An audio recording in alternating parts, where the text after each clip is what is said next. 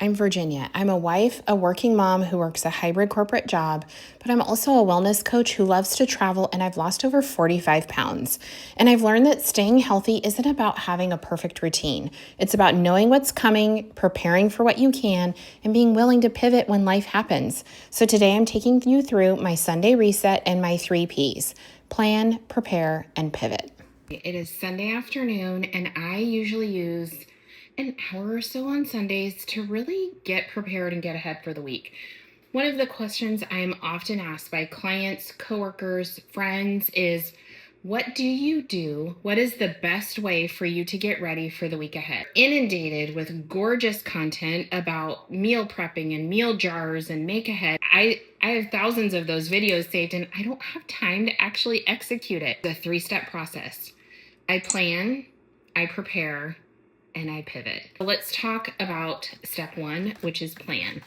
So I really like a paper plan. I think it helps me just kind of visualize what's going on the week ahead. Family uses, probably 5 or 6 digital calendars, but when it comes to looking at the week ahead, I just love the visual of a planner. I like this one in particular. It's by PlanBold. Lay the week out ahead. You've got goals. You can say what you're doing. I like that it's blank because if I'm inconsistent in my planning life, I can just pick up where I left off. And plan meals, workouts, say what you're thankful for, make notes. But for me on Sunday is say okay, what are we doing this week?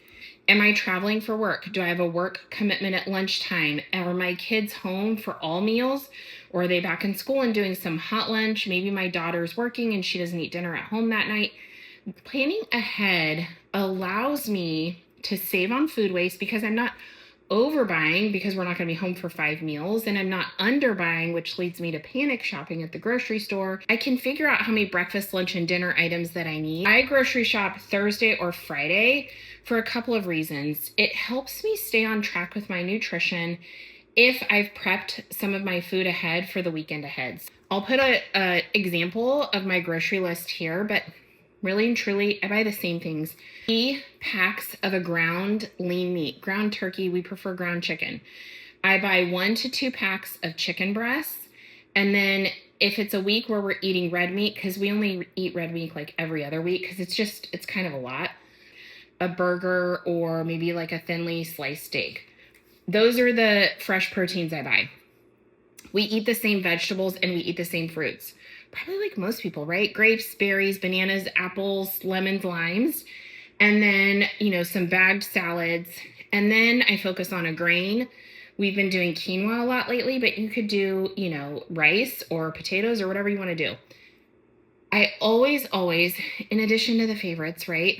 I always buy what I would call convenience items that are going to make my week easier. Now, when you buy the same kind of general food, you can plug and play.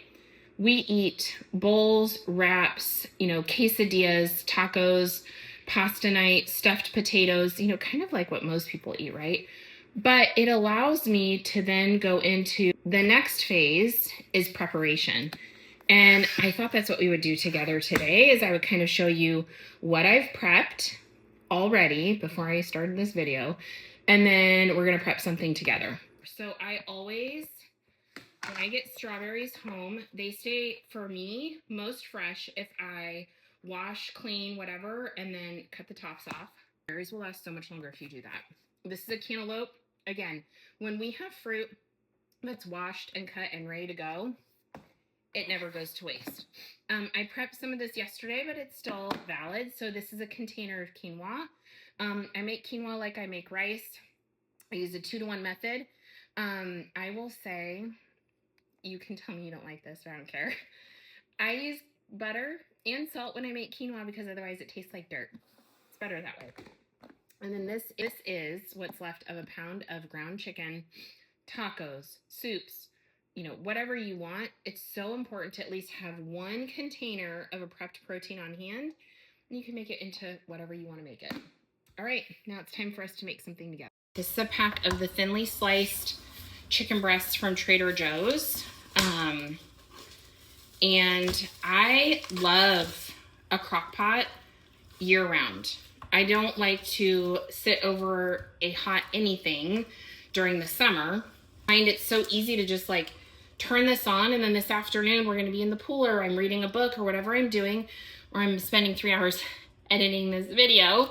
And this is going to be another prepped protein. Lemon's looking a little suspect, but this is going to be the easiest crock pot you've ever done, if I don't cut my finger off. So usually I use 4 lemons. Today I only had 3. We're not going to obsess over that. I'm going to juice these 3 lemons right in the crock pot, and then add the Mediterranean seasoning and some olive oil. While I'm juicing all these lemons, let's chat about things I buy at the store to make life easy. Sauces. I don't make my own sauce. You will never convince me because I don't have the time, the energy, or the desire to make it. So I buy chimichurri from Trader Joe's. I buy tzatziki from Trader Joe's. I buy pizza sauce from Trader Joe's. I think you're getting the picture, right? Like, I don't make my own sauce. It makes my life so much easier because I have options for different types of food based on whatever sauce I'm using. Okay. I love this Mediterranean blend from Kinder's.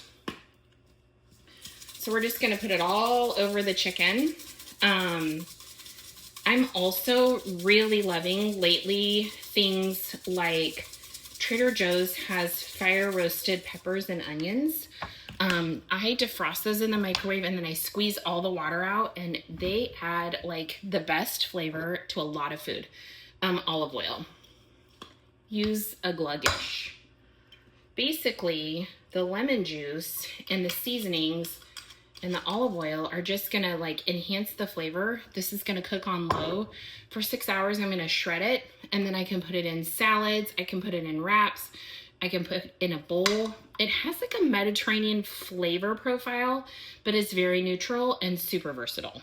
Okay, last thing we need to talk about is pivot. So we planned, we prepared, and now we have to be able to pivot. The planning and the preparation honestly allows us the flexibility for pivot. When you don't live in this sense of deprivation, it works so much better for fat loss, for weight loss, for just making your week easier. I will tell you that just this, hour that I spend prepping 2 proteins, having the quinoa done, having my vegetables and fruit washed and ready to go, it allows me so many different meal options, like a stir fry.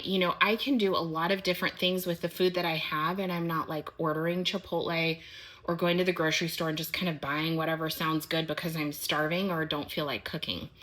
That ability to pivot, so that to me looks like I forgot that I have a dinner after work I have to go to, or our family just wants pizza for dinner that night. This flexibility of having groceries ready to go allows me the ability to pivot as I need to, and then I don't feel like I'm being punished, right? And it allows me to want to lean in more to the things that I have and really make those decisions on, is this what I really want to do? Do we really want to go out to eat? Should we just be eating at home? I will tell you, when clients use this method, planning, prepping, not going crazy, and the ability to pivot, they see an improvement in how like their week is just more smooth. They will generally see a weight loss because you're really, kind of honing in on what your nutrition looks like, and then you're not feeling deprived, right? You have the flexibility to eat out if you want, but also maybe you're making some better decisions. I really want to grow my YouTube channel. I'm just being honest with you. I love what I do, Monday through Friday, but the flexibility in being able to do what I want in like the creator space for whatever this is going to be, I get a lot of joy out of it. I get a lot of enjoyment out of it. And I will say that like the best part about doing this is the ability to do this, right? I have grown my Instagram channel and I'm so proud of the work that I put into it, but I've kind of been slacking on YouTube, and this is an area that I really want to grow and be more creative in. So I plan on doing these sort of like Sunday check-ins. I don't really know what I'm going to call it yet, but I thought today I would at least share with you the method that I use, plan, prepare, pivot, to set myself up for a successful week. It's not going to take all Sunday. I'm going to wrap up here. I'm going to edit this video, and then I'm going to enjoy the rest of my day. I'm so grateful that you're here. I can't wait to keep connecting. And if you have any ideas for content, let me know. And be sure to follow me over on Instagram at wellness.with.virginia. Thanks, guys. I'll see you next time.